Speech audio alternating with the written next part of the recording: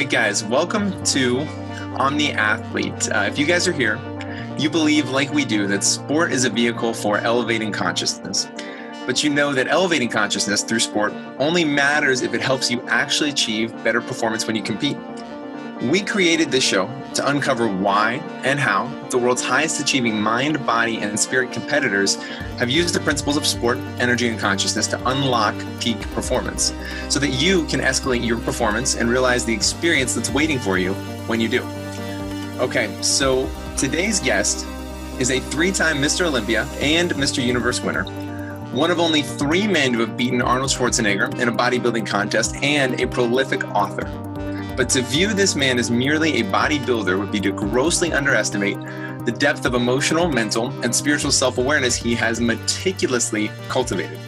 From developing the discipline to say a self-identified power mantra out loud 1 million times in a single calendar year, that's over 2,700 times per day for anyone counting, to recognizing the mental and emotional illusion that peak performance in his sport is predicated on, he has continuously examined the relationship of mind, body, and spirit in achieving excellence. While he gravitated towards bodybuilding out of necessity and self-defense, his lifelong pursuit of translating the profound impact that shaping our body can have on constructing our reality continues to make him one of the leading mind, body, and spirit competitors alive today.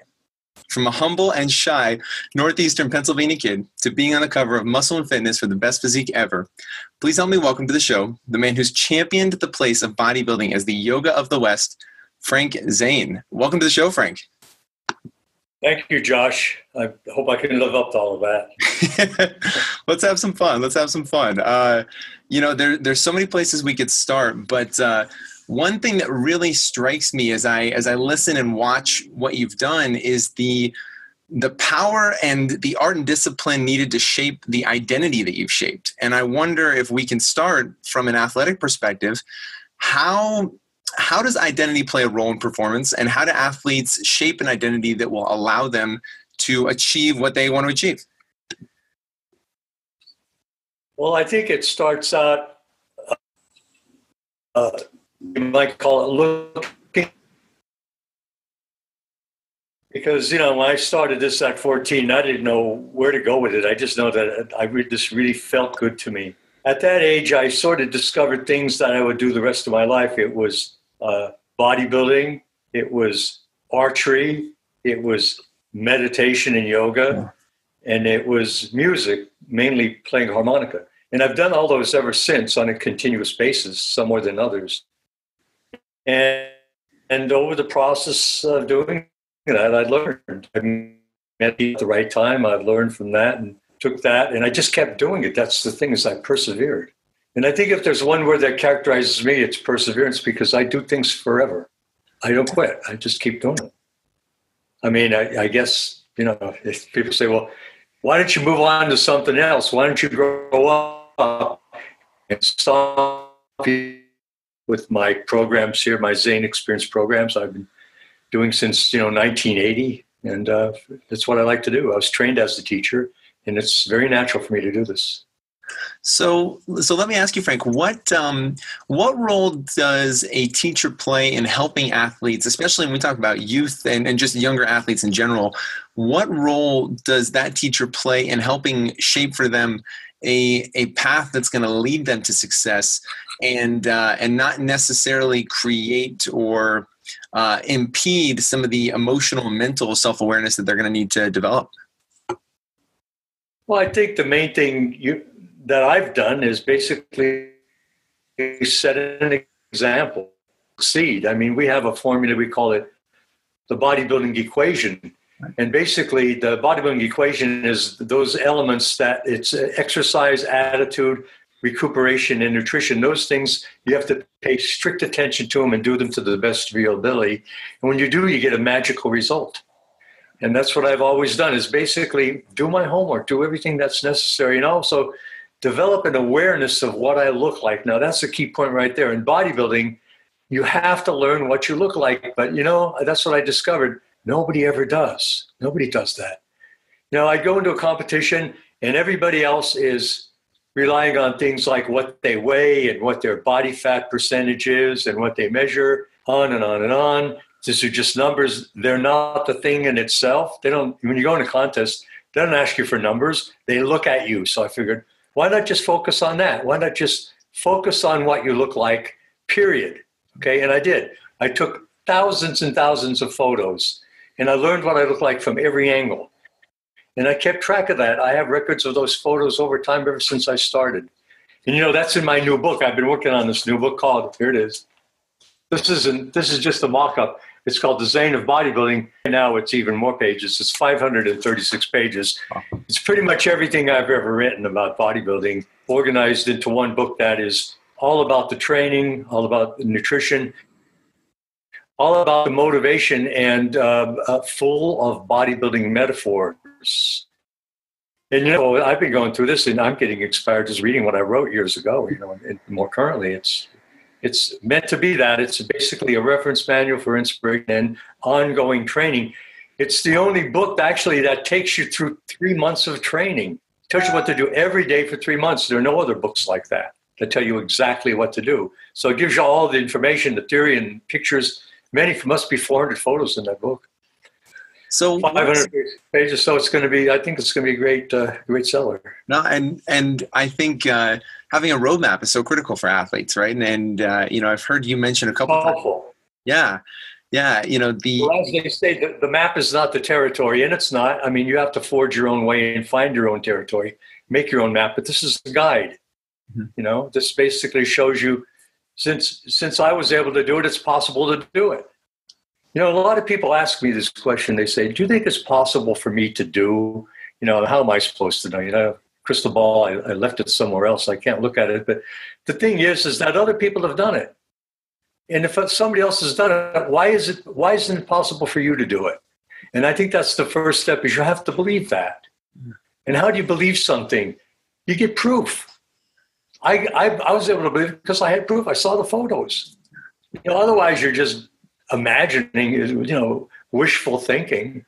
You know, you want to base it on that, you're taking a big chance. But when you're sure yourself, I mean, that's the thing, is faith is it's basically a spectrum of faith. You have rote belief at the bottom, and you have certainty at the top. You got to be certain in your training. And I think the thing about winning is, we use a mantra. This is not my personal mantra, but it's one that I give to people because it's very effective. It's to say to themselves, I have already won. Yeah. I have already won. Because the secret to winning is to win it ahead of time. You know, how do you do that? You're sure of yourself. You're certain because you have the proof, and you go in there like that with that attitude. That's all you need to do. It's not about you and anybody else. It's about you, period. You know. It sort of like sounds like a very narcissistic sport. This is about you, period. And you actually, in a way, it is, because to be successful at that, you have to become an expert in selfishness. You know, you might call competitive bodybuilding the art of selfishness.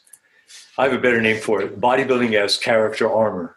It's what we're really doing in the early stages of bodybuilding is we're putting on a suit of armor to act as the ultimate defense mechanism against fear and onslaughts. In my case, it was to you know, not to get beat up in this tough area of the country I lived in. And it worked.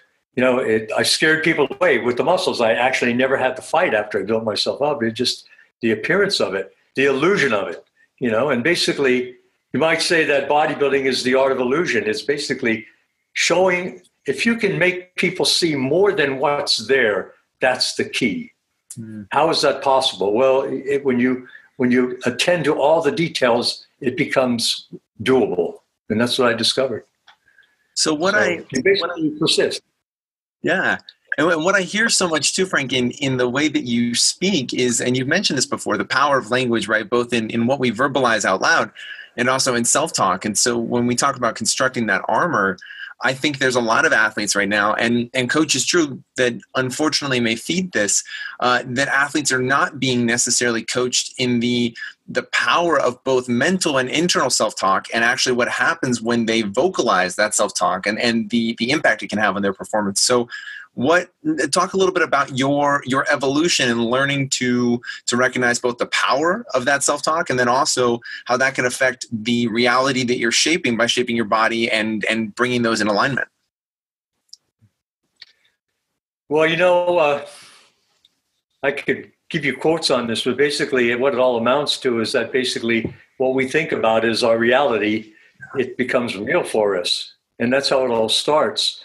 And so I noticed that if I didn't, especially when I'm training for something specific like a competition, the main thing that mattered there was my focus on what I was doing. And if I could retain that and keep that focus the whole time without straying off and started worrying about things or what if situations that may never occur, don't waste my time doing that. And so I found that by saying a mantra continuously helped that. And there's a tradition of that in Buddhism. It's called, that use my mantra, Nembutsu Zaka. There's people that say the mantra all the time. There's an issue. The monks at Panos is saying the Jesus prayer, Jesus Christ, have mercy on me, all the time. So what's wrong with that? I mean, it crowds out negative thinking. It didn't allow me to be negative. This just took the place of everything.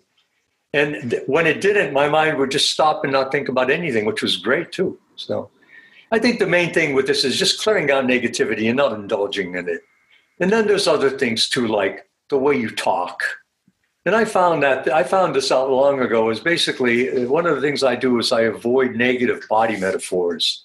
I don't bring my body into my suffering. I mean, if I don't like something, I might simply say, I don't approve of that, instead of saying, that's a pain in the neck. See, anytime you bring your body into that, there's a whole host of these. That's a pain in the neck. That, I'm sick of that. I'm tired of hearing that. I can't stand it. I can't grasp that. I can't swallow. These are all negative body metaphors. They bring your body into your suffering. And I think what happens, and there's some bioenergetics. This is a lot of body-based sciences are based on this. Is basically, I think we store misemotion and trauma in our joints and our muscles. And I think where we're putting that is directed by our negative body metaphors. Listen to a person, the negative body metaphors they're using, and they're telling you they're suffering, where it's at. And so I've eliminated that now for 20 years. And that's just part of my right speech pattern, is not use metaphors. And I use powerless. Don't say that me. That's just admitting you have no power. If there's something out there that makes you act all the time, loser, get strong. Nothing makes you except your own choice. Make a conscious choice and go for it. And then don't say anything and not do it. If you say something, do it. You develop real power. Michael Murphy, we were talking about this when I saw him, about 30 years ago, about developing mantric speech, is that the thing is, if a person speaks the truth long enough, all the time, eventually his word becomes law. And you can get very powerful at this and speak things into existence. Mantric speech, that's what I'm after. And when you say your mantra all the time, you're headed in that direction. So what role then does the environment, and not specifically, I think that's a very general idea, but the environment and the relationships that we keep around us as athletes, right? What impact have you had in your career in reaching that pinnacle and that peak performance? Were there moments where you really had to for lack of a better word, jettison or shed different relationships, and to really take stock of not just the self-talk that you were creating, the vibration that was creating, but that the talk and the energy, the vibration from the people around you? Yeah, you're talking about something that I call spring cleaning of friends. Love it. I love it. I have a rhyme made up about that. But basically, if there's people bringing you down, it just changes your situation somehow. One thing you might do is basically, if you're in a situation where you're going to be around these people, change the way you react to them. Because part of the reason they are the way they are is because of their reaction to you. So change the way you react to them. And I've been working on that a lot. Not taking, just relaxing more, just being more tranquil and not responding to what there's that voice that made me thinking of a good comeback to somebody that said something. I just don't say it anymore. It's just, why bother? You don't want to get hung up and stuff like that. And the other thing is, I don't really hang around with people who don't help me grow in a positive way. like I live in a neighborhood in La Mesa. It's a lot of retired people. They're great people and everything. But, people that are my age, and I'm 75 now, you're not supposed to be anything. I believe there's no objective reality. It's whatever we make it. Come on. You don't have to agree with what other people say are norms. There's no. So let me ask you this, Frank, just because that tees up perfectly. I thought that's been in my head. The more I think mindful that we become, and the more mindful as athletes, right, and performers that we become, the more we tend to recognize at times it feels like a dichotomy between being able to have that self-love that we are trying to develop, right, and that love for the process, and balancing the sense of striving towards achievement that can often propel us forward. And so what do we do with that? And what, if you, both from a teacher or coach, and then also from the performer side, how do you balance that dynamic of I need to be able to find that self-compassion, that self-empathy, that love for where I am right now, but also find a positive and strong vibration to pull me forward towards that goal or achievement that I'm working towards? Well, what I get from what you just said basically is what I might do is I call it mirror symmetry. Okay. Mirror symmetry is I try to see myself in other people. If that makes any sense.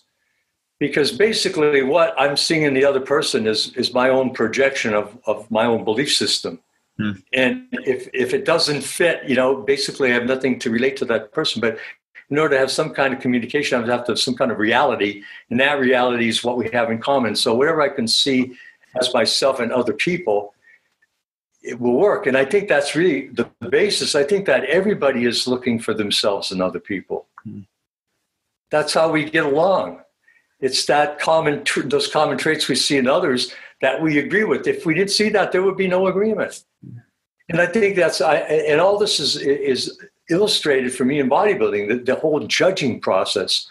How is a physique judged on stage? Prepared for this, you've done everything, and there's these judges there looking at you. Now, how do they decide? What they're thinking is, who would I like to look like up there? Who do I resemble? And so when you see people that you're looking at the judges and they look a lot like you, yes. If they're big, like in me, if I saw big bulking power lifters, it might be a good idea to leave the stage at that time, because it might not work in my favor. And so, you have that all the time. And so, this whole thing about bodybuilding that I mentioned about bodybuilding as character armor, how we arm ourselves with muscles becomes our ultimate defense mechanism for whatever we become very strong. I know when I was doing that, a thick layer of muscle and a lot of muscle, and I was very strong and willful and confident. And then as I got older, that layer thinned down, and I got more in touch with what's really there all the while, and it's something I had to continue. It became at that point, not so much bodybuilding as arming myself. It was more about completing my character development and using what I've learned to help other people. Well, yes, there is. It's called true compassion. And I don't think I have it. I think I have relative compassion. Because one of the I'm just being honest, one of the reasons I like helping other people is because it makes me feel good, But if you're truly compassionate, you don't even have that thought. You don't think about being kind. You just do it. It just comes instinctively there. And for me, it's not instinctively there, but that's how I work on myself. Trading in selfish. I have to have that that self identity, which I've built. Yeah. How, Frank, how did you feel about competition? And when you were competing specifically, what was your emotional and mental perspective on your competition? I don't like competition stuff. I mean, I could prepare because I was very focused. I think that's one reason why I'm successful. I'm extremely focused. I can do one thing at a time to the exclusion of everything really well. As a matter of fact, when I do that, everything else disappears. But, I'm not asking to do multitasking. I'm just not good at it. I can only do one thing at a time. And so I could handle the bodybuilding, the training for it, the preparing, the posing. I really put a lot of time in on that because I was focused. And everything that I had to do, and when I knew I was in shape, I could do it and do it really well. But if there was that much doubt, I couldn't do it. I mean, it just wasn't as good. And there were years like that, but then there were years that weren't like that. Like 1979 was just an incredible year, the way I prepared. But, that's the thing is the main thing, one of the things that bothered me the most about the competition is the contest is over. You're standing on stage. There's 6 guys there, the top 6, and you're waiting for the announcement. That's what always got to me. I hated that. You had to wait. One year, like the first year, I won Olympia in 77. That was great because this is what happened. I was standing there on the end, the top 6, and I'm thinking at the time, I'd say, wouldn't it be nice if the universe gave me a sign to tell me that I won so I can act more like the winner right now? And at that moment, the head judge walked past with the results held up like this.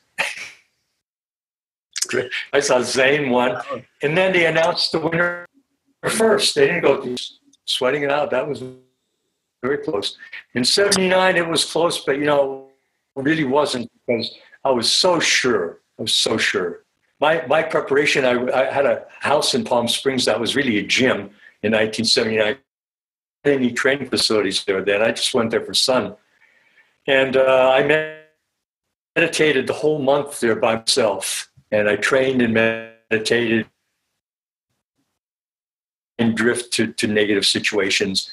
And about 10 days before I left to go back to Columbus, Ohio, where the competition was, I reached this blissful state. It was a type of samadhi, that peace that passeth understanding, or whatever you have. Nothing could bring me down. I was just floating that whole time right up to it. And I knew I had won. It was just a matter of showing it. And I did, and I won. So when did the passion towards archery and the harmonica start? And the reason I ask is what we are finding, and you know this both intuitively and as a coach and as a teacher, I'm sure you've seen it, the more that athletes are able to find that authentic space in their life, the more that their performance grows with it. And I just wonder, where did those passions come for you, and how do you feel like they played into fueling your performance in competition and just through life? Well, they happened before bodybuilding. Actually, my family was relatively musical. My mother was a singer. My father was skilled at a lot of things. My brother had his own band, my younger brother, a Marine band harmonica, and I carried that thing around all the time and learned to play it. I was in the Boy Scouts, and I played campfire songs and Christmas carols, and I always pretty much knew how to do that after age 10. And then I learned about archery when I was, about age 12. I started doing that and getting archery equipment and shooting and actually making bows. And I had that. Basically, both of those require concentration and focus. I think the thing with the harmonica is it gave me a link to my father, because he was sort of a strong, silent type, never talked much to me, but he communicated with me in nonverbal ways like that, and that was my connection with him. And I think that bodybuilding basically is a way to connect with your father, for both men and women that do it. And I think that the more severe the disconnect is, I mean, if you have a father that's absent, for example, either physically or emotionally somehow, bodybuilding helps you get in touch with this, establishing that make me more of a man connection, because that's what fathers are for, to provide a role model for your manhood, to pattern yourself after. But if that example's not there, you go looking for it. And you find it in bodybuilding magazines and sports heroes and things like that, and then you emulate it. That's the whole process right there. I didn't know why I did all this stuff. It just felt good. I still don't know why a lot of it. It still feels good. So what do you do now, and what did you do while you were competing to cultivate a sense of adventure and to cultivate joy in your life? Well, I mean, I don't know about the joy. Locked into achieving my goals, winning the top titles, and it took me a long time. I competed for 23 years, and that really was my life's goal, was to do that. And I accomplished it at age 40. I retired at 41, having done it, and now I'm faced after that is I've achieved my goals in life. What now? What now? And so I have other goals. It's working with people, sharing my knowledge. What I do a lot of now is writing. I spend a lot of time every day writing. I meditate a lot as well. My training, I find I don't have to train as much anymore. At my age, I can get by with 1 or 2 workouts a week. You know, we're going to do a weight training workout a little bit later. And that keeps me in good shape. I'm always on a good diet. I don't eat much, and so I'm healthy. I don't even need to sleep much because I meditate, you know, and so it's all working out good. And my main goal right now is music, is to be an accomplished musician in 6 instruments. So I have the harmonica, chromatic harmonica. I make flutes. I make the shakuhachi flute. I have all the flutes I play, I make out of bamboo. And so, you know, I'm getting better and better. And I play them every day, either guitar, harmonica, or flute. And I have multiple instruments. Many harmonicas, many flutes, and I play them. As I continue to play them, I notice that each time I play them, it sounds a little bit better to me. Now, I don't know about how it sounds to other people because I don't really play in public very much, but it's sounding better all the time. And I think what it is, it's a sign of my spiritual growth. For me, it's what you might call grace. That's the evidence of my spiritual growth, is I'm able to do this and I'm not even thinking about it. What it's come down to is I've developed the ability to let my body do it without me having to think about it. Which is when you really learn something, you know, it's body language after that. That's the way weight training is. I don't think about what I'm doing. Your body just does it because I've done it so often. It's molded in. It's part of my muscle memory. So that's the way it is with music. It's getting more and more like music. You know, your body just does it. And if you let your body just do it, it's amazing what it does. When they had yellow pages, they said, let your fingers do the walking through the yellow pages. I'm letting my body do the walking through life, you know, in training and music and whatever else I can do. What have you done to, and I think it sounds like at this point now, both in your career and life, it's become so intuitive and second nature that this, you know, what did you do when you first began the process of understanding that dynamic between mind and body to start allowing your body to be and exist and process, and to try to in connecting deeper with your mind and your body, detach your mind a little bit from what was actually happening in the process? What did you use? What tools or techniques did you use to kind of cultivate that? I just kept training and paying attention to what I was doing. And that's really all you can do. I mean, there's nothing magic. Get into a very peaceful state, and then I get these tremendous ideas. And I might write them down. And it's sort of like, what are you going to do? Should you take the Zen approach and ignore all that? That's all Machio or illusion, and just go straight for the goal? Or are you going to meander a little bit and enjoy what's alongside the road? You know, and I basically do both. Sometimes I go more straight for the goal. Other times I take my time and enjoy what's there. For example, I'm meditating and get these incredible thoughts. If I don't write them down, I may never have those again. So I write them down, you know. I think I lost you there for a minute, Frank. Sorry about that. I was looking at your facial expressions. I was thinking, what's he going to say now? let me jump a little bit and dive into, because I know it's a topic of both interest and passion for you, the role of not just nutrition on performance, but just mental and emotional health. Well, I'm not sure exactly how to address that. Performance on mental health. I mean, you know, when you achieve something, you feel good about it. Accomplishing your goals is feeling good about it. You know, there's no doubt about that. But, you know, I think we discount not accomplishing goals too. You know, and I went through this too, and this was a big learning experience for me. Bodybuilding is a subjective thing, you know, and what happens in a bodybuilding contest is there's only one winner. Everybody else loses. And some of those people that lose thought they should have won. Okay. And I would spend, and I was like that, you know, and it would be, you know, second or third, whatever, you know. I would spend months after that running through my mind, I should have won. Why didn't I win? Then finally, after a couple months, I would get over it. I'd get a call to do a posing exhibition. And now I was having that as my goal. But see, I was able to reframe that and put it into a positive perspective, because not winning is not a bad thing. And the reason it isn't is because you still have that goal. You don't have to reformulate and go look for something else to do, because you got to have a goal. What do you do if you don't have a goal? There's nothing to do. Then just waste away because you have nothing to do. You got to be doing something constructive, something that fulfills you. And this is it for me. This and its related aspects. How can we coach more athletes to see? There's a trend in entrepreneurship right now in the startup community to value failure in the way that you kind of just alluded to right there, right? That it can be a moment of growth and a moment of continued growth and pursuing of our goal. What are the ways that we can help teach or coach athletes right now to better understand the value and impact of a loss or losing a competition on their overall growth and kind of seeing that bigger picture?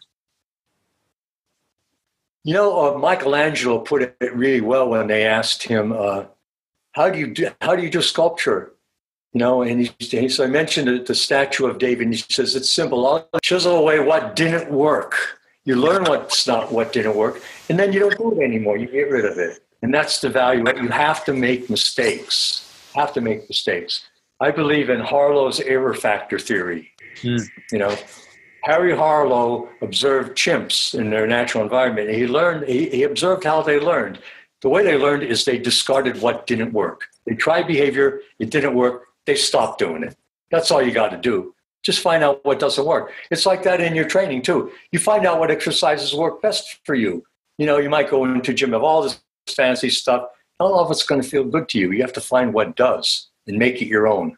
And that's all I've been doing is that. Making it work. So we're coming up to our last couple questions here, Frank. And one thing that I'd love for you to share just a little perspective on is, what does sport, energy, and consciousness mean to you? Well, from a bodybuilding perspective, let's take the first word, sport. Now, there's a sporting element to bodybuilding, but it's not truly a sport because there's no objective way to determine who the winner is. I mean, in a weightlifting contest or a race, it's easy. Bodybuilding, it's all subject to opinion. It's subjective. And so what do? You have to find a way to make your case, and that's all part of it. And so whatever that is, it's a lot of things. It's presence on stage, it's facial expression, it's the right position, it's great posing and presentation, it's all of that. And just attend to all the elements. That was the sport fight. Bodybuilding for me is more of a performing art, done in, let's say, in a competitive way that brings sport into it. You might say the pose down, for example, is an example of one person competing against the other in sport. I know it's one of the things that make us, it's one of the 5 aggregates of personality. It's something that we all have as humans. We're conscious. I think we want to be fully conscious and fully aware of what's going on. And then whatever, if we keep doing this and we get good at it, we experience light type of consciousness, which I think I get little glimpses of every now and then. And so for me, that's what consciousness is, being aware of the environment and everything else and my own thoughts and what I'm thinking and how I'm reacting, and observation and self-remembering and using sports, consciousness and energy. Energy, you got to recuperate from your workouts. That's why I get energy. You have to have the energy to do this. And I think that one thing that is really neglected in sports and bodybuilding is energy conservation. Everybody thinks it's about how hard you train all the time, train hard. No, it's not that. It's balancing it, the training with recuperation and the rest. And as you get older, you need to allow more time for that to happen, Bill Pearl put it in, Bill's like 87 now. He's like our senior member in bodybuilding. And I talked to him a couple of years ago and asked him about this. He says, you can still get in shape at your age. He says, but, no matter what it is, he says, you'll train and train and train for something as you get older. And then you'll wish you had more time. That's it. I mean, I used to try reach a peak every year. It was always in September, October when the contests were.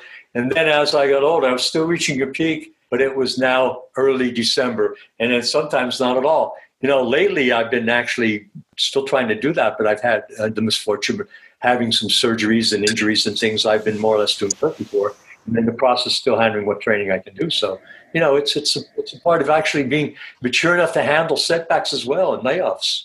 Because, it's not just training hard all the time. It's about conserving energy so you have something to use. And I mean, you get energy from success as well, but that's not unlimited. You can't just, it's going to run out. So that's the way I look at it. That's great. So before I ask my final question, Frank, where can these guys find you online? Well, the best way is just go straight to the website, frankzane.com, and everything is there. All my goods and services. And basically, I train people too. They come here and I work out with them. And so anybody that wants to do it, they should do it, because I'm not so sure how much longer I'm going to be doing it. I can still do it, but it might not be the rest. It might not be, when I get to be over 100, I'm sure I won't be doing it then. But that's the thing, I still do that. And, I have a lot of zest for it, and I like doing it. So the other place is the Zane Gallery at zanegalery.com. We have an art studio in Laguna Beach, and we have art of and by bodybuilders there, and it's just an incredible place. We have a little training studio there too. I do seminars there. Judy Space is the curator, and Lou Rohn is basically managing up there with her, and it's working out great. It's a whole new concept, and we're really excited about it. So it's zanegalery.com. February 10th, I have a training seminar there, and so if you watch my website for the details of that, I do a seminar there usually every quarter, and it's just a way to spread the word, and we're really happy about the whole situation. That's great. That's great. And to finish this up, Frank, I have another intentional but open-ended question for you to kind of take wherever you'd like to. What does it mean to be an Omni Athlete? Define the word omni to me in the sense that you're using it, unless you want me to. Well, both. I'll to prompt you a little bit. The premise behind Omni Athlete, this show, is to really understand how the mind, body, and spirit come together to allow athletes and coaches to achieve and reach peak performance. I think basically it starts with doing your homework. Being prepared and do everything as good as you can do it. And we refer to our bodybuilding equation, our feedback or our learning of how well we're doing is based on how well we exercise, our positive attitude, how we can conserve energy and recuperate, and then how well we eat and use food supplements. And if you do all those things correctly, you're going to achieve the maximum progress. And it's a mathematical equation. You can graph it. And basically, your ultimate slope, it's like a 45-degree angle between the X and Y axis is maximum progress. And anything short of that is meaning you could do better. And so if you're doing as good as you possibly can all the time, you can expect maximum progress. Here's another thing. You got to be patient too. The fact is that your body is changing, and a lot of times changes are undetectable, especially at first. But if you persist, you will notice a difference, especially if you record it photographically. I know that when I was competing, I would always look for one thing to have. Words, I would look in the mirror every day to see what I look like in the morning, and it'd be pretty much the same all the time. And then all of a sudden, as I got close to the contest, I was looking in the mirror, and it was radically different. My body it was like it changed in one day, and at that point, it was like the snowball rolling downhill. It got bigger, and it gained mass, and it went faster, and that's what I tapped at. When I saw that, I knew I had to step on it. And after that point, dramatic changes came. So I'd always watch for that point of no return. I'd usually hit it before the contest. There were times where I did it after. I actually hit the point of no return after the contest. You know, it was too late because my preparation was either too late started or not serious enough, or, you know, there were years like that. And, you know, it's just been a tremendous learning experience. You know, it's not like I won everything or I had to win everything. Most of the things I entered, I lost. But I wouldn't call myself a loser. You know, I mean, if I am a loser, I mean, it's the learned experience that has really helped me. You really gain more from losing than you do from winning. You learn things about yourself. When you win, you rest on your laurels and say, I'm pretty good. You know, I'm really good. I don't need to do anything else. I already know everything. No, you don't know everything. You know nothing if you think that. So I like Suzuki saying, in the beginner's mind, there are many possibilities, but in the expert's mind, there are few. And I try not to act like an expert. Even though I have a master's degree, and I guess I could be used to say I'm a master because I got a degree as a master. So, but there's still a lot I'm learning, you know, and as long as I think that there's still room for more, then there will be. There'll be more. So I'll let you know. Well, Frank, this has been ongoing, constantly. This has been an absolute pleasure. Thank you for being on the show today. And you know, guys, as you dive into Frank's world, please, you know, be really open and recognize the power and the self-awareness that Frank has cultivated over the years, and just the impact that can have on performance when you're mindful of what you're doing, what your experience is like, and what you want your experience to feel like. And I think the more that you dive into his world and spend more time understanding and learning from him, the more you'll see it. So thanks, guys, and we'll see you next time. Thanks, Frank. As always, guys, if this content is adding value to your lives and specifically to your performance as an athlete or as a coach, please, please, please like and share our content so that we can grow this community. That's what we're after right now, is just growing this community and helping as many athletes and coaches as possible access the teachings on peak performance, mental and emotional self-management, spirituality, love, achieving what it feels like to be in the zone and in a flow state, and everything that it is to be an Omni Athlete. We want to get this message out to as many people as possible, and we need your help to do it. So if it's adding value and it is truly helping you as an athlete or as a coach, please like and share this content. And until next time, guys, mind open, eyes wide, feel into it, play.